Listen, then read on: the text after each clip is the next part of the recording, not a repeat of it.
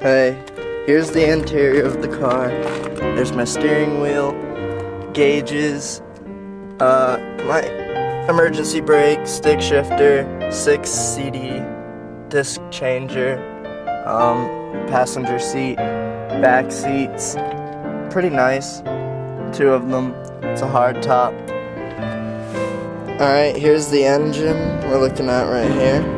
This is mainly for Pippet and for you, Nani, for your questioning. It's very clean, looks very nice. Battery right there. So we'll get a better view. So that's what the engine's looking like. My car with the GT symbol because this is a GT. Woo! Walking around.